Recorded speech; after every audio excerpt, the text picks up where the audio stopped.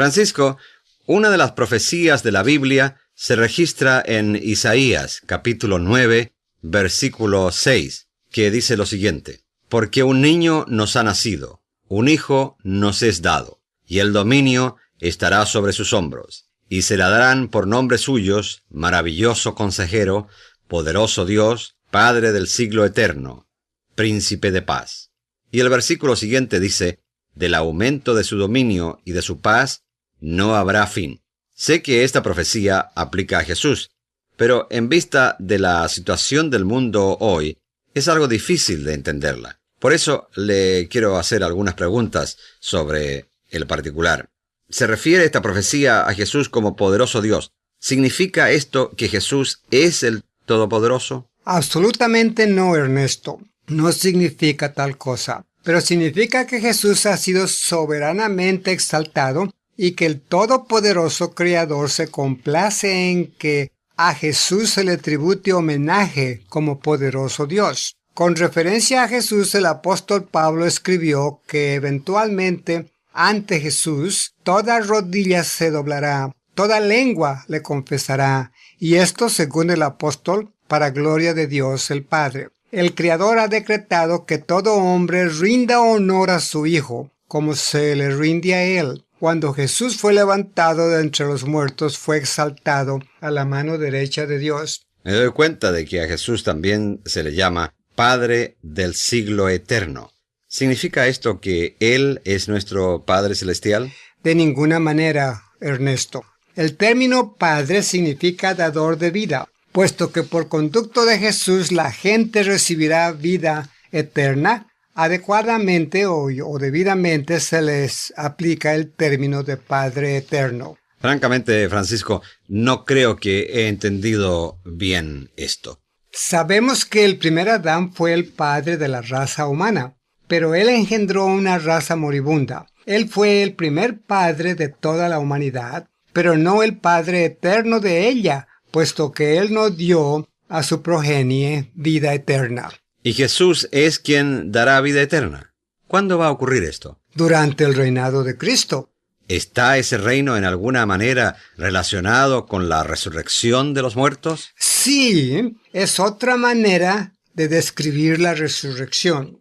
Una idea semejante se insinúa por el apóstol Pedro cuando él emplea la palabra restauración al hablar de los tiempos de la restauración. Restauración se deriva de restaurar. Resurrección significa levantar de entre los muertos. Se requieren estos dos términos para darnos el pleno significado de todo lo que Jesús hará por la moribunda raza humana, por medio de la administración de sus leyes durante los 1000 años de su reino. Esto nos conduce al título final que se le da Príncipe de Paz. ¿A qué se debe que el Príncipe de Paz no haya establecido todavía la paz? Recuerde, Francisco, que Jesús nació hace cerca de 2000 años. Lo sé, Ernesto, pero Jesús ya ha llevado a cabo algo más con respecto al establecimiento de la paz de lo que muchos de nosotros nos damos cuenta. ¿Qué da a usted a entender con esto? Como regla general, pensamos en el término paz en contraste con guerra y frecuentemente empleamos ambos términos en conexión con las relaciones entre las naciones. ¿No es esto cierto, Ernesto? Sí, usted tiene razón, Francisco. Pero cuando pensamos en Jesús como el príncipe de paz, debiéramos tomar en cuenta que significa mucho más que el hecho de que al debido tiempo Él establecerá la paz entre las naciones y acabará con la guerra. Sí, pero Francisco, ¿qué más puede significar? Debemos recordar que toda la humanidad se encuentra hoy en enemistad con Dios. Por causa del pecado, un estado de discordia existe entre Dios y el hombre. Francisco, a eso se alude en la Biblia con las palabras: siendo justificados por la fe, tenemos paz con Dios por medio de nuestro Señor Jesucristo, ¿verdad? Correcto. Por fe, los cristianos ahora tienen paz con Dios. Esto significa que han sido reconciliados con Dios por medio de Jesucristo. Y durante los 1000 años del reino de Cristo y la Iglesia, toda la humanidad tendrá una plena oportunidad de gozar de paz con Dios.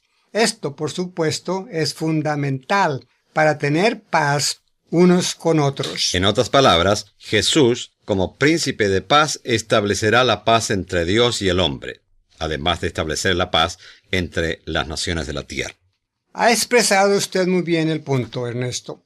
Nadie podrá gozar de paz verdadera de corazón a menos de que por medio de Jesús goce de paz con Dios. De manera que, como usted puede ver, Ernesto, el plan de Dios para establecer la paz al cual se está llevando a cabo ahora por medio de Jesús, cubre un largo período de tiempo. Y por supuesto que esa paz será también entre las naciones, haciendo cesar las guerras. Indudablemente que sí. Hay un buen número de profecías en la Biblia concernientes a esto. El Salmo 46 describe la destrucción de todos los instrumentos de guerra y declara que Dios hará cesar las guerras hasta los cabos de la tierra. Así como forjando sus espadas en rejas de arado y sus lanzas en hoces. Sí, Ernesto. El texto se encuentra en el capítulo 4 de Miqueas, del versículo 1 al 4.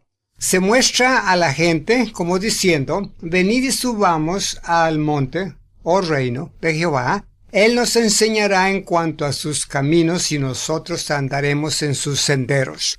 Y cuando las naciones se enteren de los caminos de Dios y anden en sus senderos, entonces será cuando forjarán sus espadas en rejas de arado y sus lanzas en hoces. ¿No es esa la idea? Correcto. La profecía explica además que entonces no levantará nación espada en contra de otra nación, ni aprenderán más la guerra. De esa manera, el príncipe de paz establecerá paz entre todas las naciones. Ahora, Francisco, ¿qué me dice de las contiendas entre las naciones hoy día? Vemos mucho de eso. Contiendas de esta clase por lo regular se deben a condiciones económicas y demás. El profeta nos asegura que cuando el reino se sentará cada cual debajo de su parra y debajo de su higuera, y no habrá quien los espante. Esto significa que habrá paz entre las naciones también. Es decir, habrá una paz universal entre todas las naciones, paz dentro de las naciones, paz en las comunidades, paz en el corazón, y como fundamento para toda paz, el mundo estará en paz con Dios. Todo esto se llevará a cabo por medio de Jesús, el Salvador del mundo. Cuán maravilloso es todo esto, Francisco. No es de extrañarse que se dé a Jesús, entonces, el nombre de el Príncipe de Paz. En la literatura que ofrecemos gratuitamente se llama la atención a las significativas palabras concernientes a Jesús, las que se encuentran en el libro del Apocalipsis capítulo 5, versículo 13. Por favor, Ernesto, lea este pasaje. Con mucho gusto, Francisco. El texto dice: y a toda cosa creada que está en el cielo, y sobre la tierra, y debajo de la tierra, y sobre el mar, y a todas las cosas que están en ellos, las oí decir bendición y honra, y gloria y dominio al que está sentado sobre el trono, y al Cordero por los siglos de los siglos. De este modo, Ernesto, se nos habla de la completa reconciliación con Dios que será efectuada por medio del Cordero que fue inmolado. Una reconciliación tan amplia y extensa que toda criatura entonará alabanzas a Dios y al Cordero, es decir, toda criatura bien dispuesta y obediente. Inviten a sus familiares y amigos a que escuchen estos diálogos y que Dios los bendiga.